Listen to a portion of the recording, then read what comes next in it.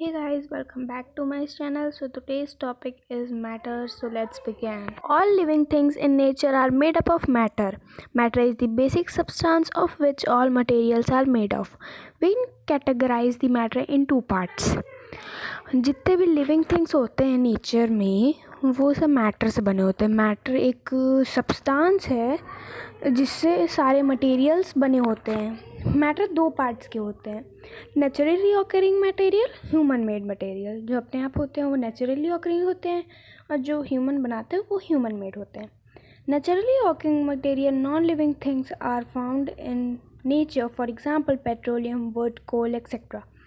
जो naturally occurring non living things होते हैं वो नेचर में पाए जाते हैं, जैसे कि petrol, wood, coal. Human made material are not naturally occurring but created by humans. For example, fabric, steel, alloy, etc. Human made material जो होते हैं वो naturally तो occurring नहीं होते हैं, लेकिन वो humans बनाते हैं, जैसे इंसान बनाते हैं, जैसे कि fabric, steel, alloy और भी बहुत सारे. Matter, anything which occupies space and has mass and is perceived by our sense is called matter. Matter is made up of tiny particles called molecules. Matter जो anything कुछ भी जो जिसमें space occupy करता है, मास होता है जिसके पास, और जो हम लोग अपने सेंस से उसको पहचान सकते हैं, अपने 5 सेंसेस से, उसको मैटर कहते हैं. मैटर छोटे छोटे पार्टिकल से बनता है, उस पार्टिकल्स को हम लोग मॉलिक्यूल्स कहते हैं. Matter that is made up of one kind of particles is known as substance. जो मैटर एक ही टाइप के मॉलिक्यूल से बनते हैं उसको हम लोग सब्सटेंस कहते हैं. Matter can neither be created not be destroyed.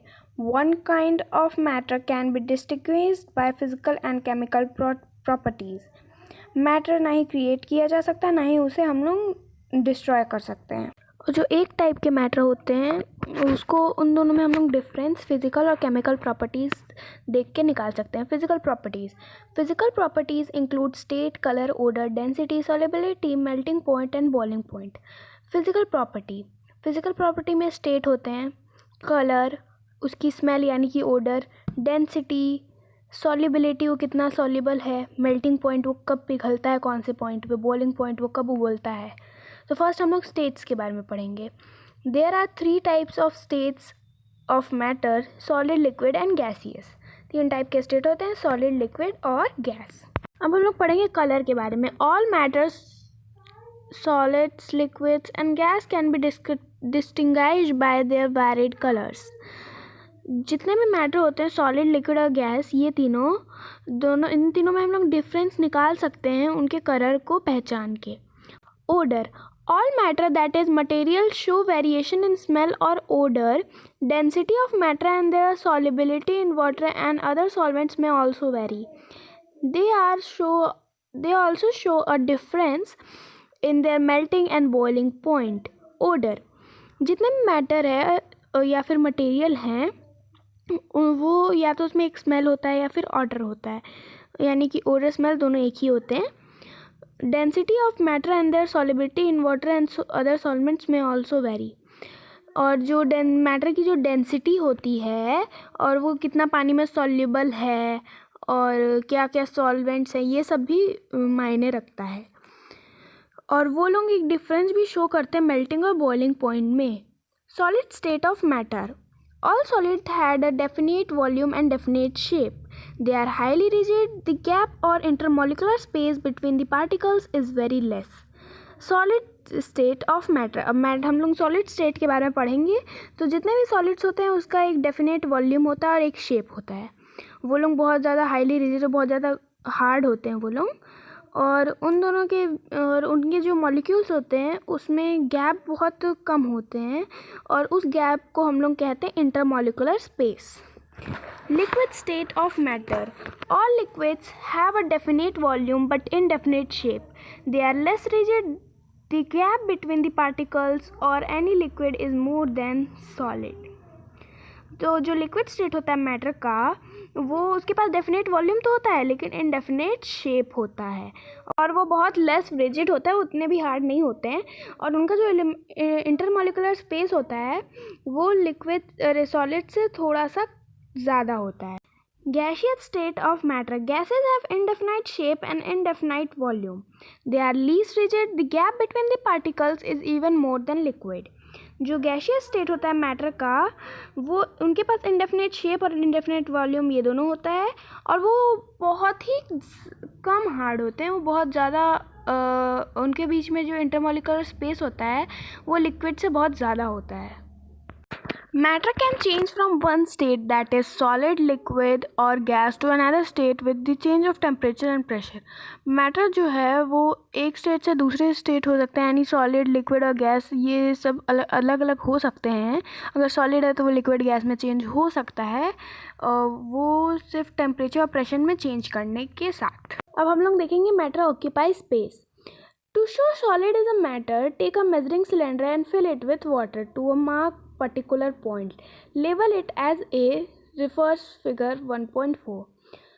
तो हम लोग एक मेजरिंग सिलेंडर लेंगे और उसको पानी से भर देंगे एक पर्टिकुलर मार्क तक, जैसे कि ये 1.4 फिगर में दिखाया है. हम लोग 60 मिलीलीटर तक इसको भरेंगे. उसके बाद उसमें एक वुडन पीस डालेंगे और जब हम देखेंगे तो उसका पॉइंट बी तक आ चुका होगा उसका वाटर, और जैसे ही हम लोग वुडन ब्लॉक निकालेंगे वो वापस ए पे आ जाएगा.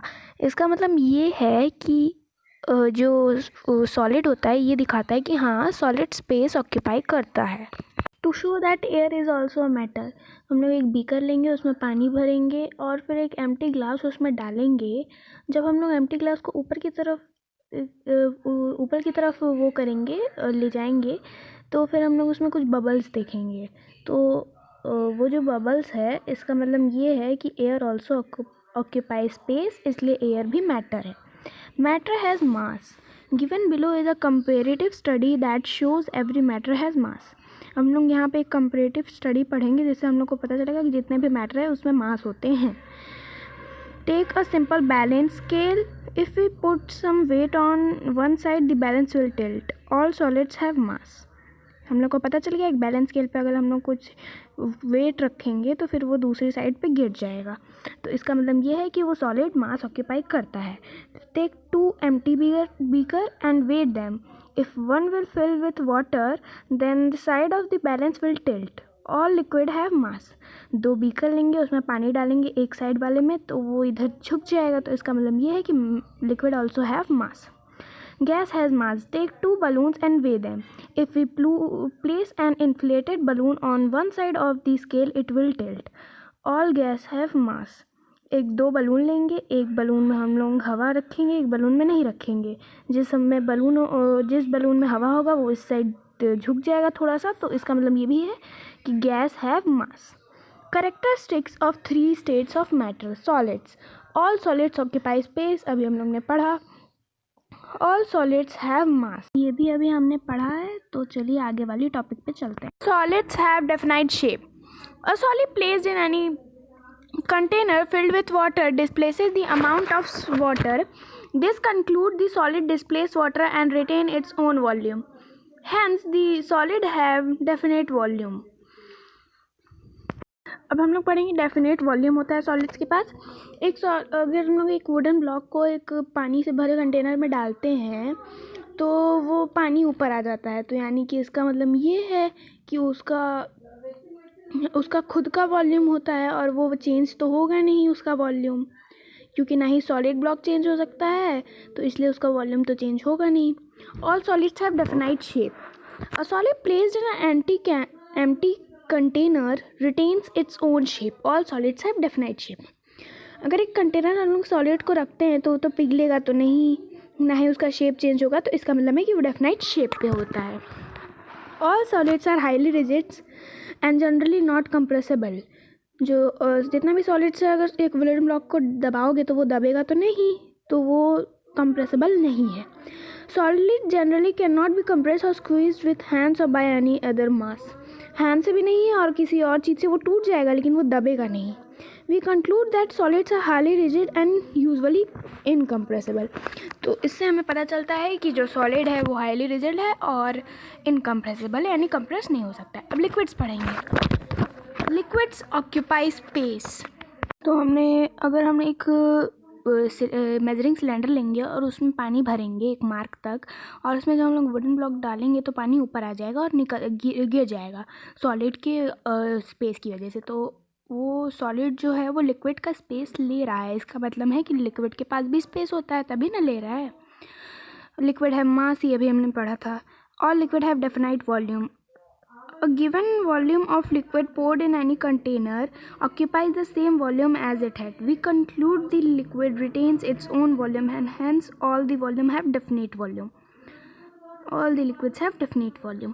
तो इसका मतलब ये है कि अगर हम लोग कोई भी अगर गिलास से हम लोग बाउल में डालते हैं पानी, तो उसका तो वॉल्यूम वही रहेगा।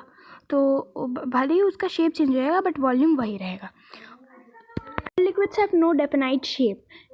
और अगर हम लोग एक गिलास से किसी बॉटल में डालो, उसके बाद जग में डालोगे किसी भी जूस को, तो उसका जो शेप चेंज हो रहा है, तो इसका मतलब है कि उसके पास कोई भी डेफिनाइट शेप नहीं होता है वो। और जब हम लोग बॉटल में अगर और देखो उसके पास कोई डेफिनाइट शेप होता ही नहीं है। अब हम लोग पढ़ते हैं कि क्या वो कंप्रेसिबल है या नहीं है। तो अगर हम लोग एक पानी को बॉटल में डालते हैं तो उसको हम लोग दबाते हैं तो वो कंप्रेसिबल है। इसका मतलब वो कंप्रेसिबल है और बहुत कम थोड़ा रिजिड है सॉलिड से। तो हम लोग इतना पढ़ चुके हैं। अब हम लोग पढ़ेंगे गैस के बारे में। ऑल गैस ऑक्यूपाई स्पेस, ये हमने पढ़ा था वो गिलास और बबल वाले एक्टिविटी में। और दूसरा है और गैसेस है मास, ये भी हमने पढ़ा है बलून वे करके। Gas have no definite volume. A gas take up the volume of any enclosed space, filling it up completely. Its volume change according to its container. अगर हम लोग बलून में हवा भरते हैं तो फिर वो उसका शेप ले लेता, मतलब उतना वो हवा उसका वॉल्यूम हो जाता है। लेकिन अगर हम दूसरी चीज़ में भरें तो उसका और वॉल्यूम बढ़ जाएगा। तो फिर इसका मतलब ये है कि उसके पास कोई भी डेफिनेट वॉल्यूम नहीं है। और gas have no definite shape also. अगर हम लोग उसको बलून में भरें फिर किसी और चीज़ में भी भर दें, कोई बड़े बलून में भर दें, तो उसका शेप तो चेंज हो रहा है। तो इसका मतलब ये है कि उसके पास कोई डेफिनेट शेप नहीं है। Gas is highly compressible and least rigid. वो बहुत ज़्यादा हाईली कंप्रेसिबल है। compressibility property of being able to occupy less space. Gas can be highly compressed and least rigid. An empty plastic container can be squeezed conditionally. तो इसका मतलब है कि अगर हम लोग देखेंगे कि हम लोग एक खाली बॉटल को अगर हम लोग दबाएंगे तो उसके अंदर तो गैस है ही ऑब्वियसली, तो ज़्यादा कंप्रेसिबल है। इसका मतलब वो ज़्यादा कंप्रेसिबल है और लीस्ट रिजिड है, क्योंकि वो कंप्रेसिबल है तो रिजल्ट नहीं है। तो हम लोग अब आगे पढ़ते हैं। Comparative study of characteristics of solid, liquid and gas. Characteristic: arrangement of particles, space between particle, force of attraction, movement of atoms, volume, shape, compressibility. तो चलो पढ़ते हैं हम लोग। अरेंजमेंट ऑफ पार्टिकल्स, सॉलिड में बहुत ज़्यादा क्लोजली पैक्ड होते हैं, लिक्विड में लूजली पैक होते हैं, और गैस में बहुत ही ज़्यादा दूर दूर होते हैं। स्पेस बिटवीन पार्टिकल्स, सॉलिड में मिनिमम होता है, लिक्विड में मोर देन सॉलिड होता है, और गैस में सबसे ज़्यादा होता है। फोर्स ऑफ अट्रैक्शन, सॉलिड में कम होता है, सॉलिड में वेरी स्ट्रांग होता है, लिक्विड में थोड़ा सा कम होता है, गैस में बहुत ही कम होता है। मूवमेंट्स ऑफ एटम, सॉलिड जो है वाइब्रेट एट देयर पोजीशन, वो अपने पोजीशन पे ही घूमते रहता है, कंटिन्यूअस मोशन। लिक्विड जो है वो घूमते ही रहता है, और जो गैस है वो तो कुछ ज़्यादा ही घूमता है। वॉल्यूम, सॉलिड का डेफिनाइट है, लिक्विड का डेफिनाइट है, गैस का इनडेफिनाइट है। Shape, solid definite, liquid and gas indefinite. Compressibility, solid not compressed, liquid slightly compressed, gas highly compressed. Change of state of matter. Matter can be changed from one state to another in the change in the temperature and pressure. This is called the change of states of matter or interconversion of states of matter. Matter एक state से दूसरे state तक change हो सकता है उसके temperature और pressure के चेंज होने के कारण। इसको हम लोग change of state of matter भी कहते हैं, इंटरकन्वर्जन ऑफ मैटर भी कहते हैं। Involved in the change of states of matter. Melting, process of conversion of solid into a liquid state. Example, ice cube to water. अब हम लोग पढ़ेंगे कितना चेंज ऑफ स्टेट्स होता है। तो मेल्टिंग होता है कि जैसे आइस क्यूब को हम लोग वाटर में चेंज करते हैं, यानी कि सॉलिड टू लिक्विड। वेपराइजेशन यानी कि लिक्विड टू गैसियस स्टेट, यानी कि हम लोग जैसे पानी हीट करते हैं तो उसमें से जो लिक्विड है वो गैसियस स्टेट में चेंज हो जाता है। कंडेंसेशन यानी कि वेपर्स को हम लोग लिक्विड में चेंज करते हैं, यानी कि अगर गर्म पानी को हम लोग ढक के रख दे तो उसमें से पानी आ जाता है, देखते हैं उसकी ढक्कन पे पानी आ जाता है। और फ्रीजिंग यानी कि लिक्विड टू सॉलिड, यानी कि वाटर टू आइस। तो ये था हमारा चैप्टर, ये बहुत ईजी चैप्टर था। अगर आपको पसंद आया होगा तो लाइक शेयर सब्सक्राइब करना ना भूलें। तो गाइस मिलेंगे अगले टॉपिक के साथ, और अगला टॉपिक होगा हमारा केमिस्ट्री का। तो तैयार रहिएगा। चलिए।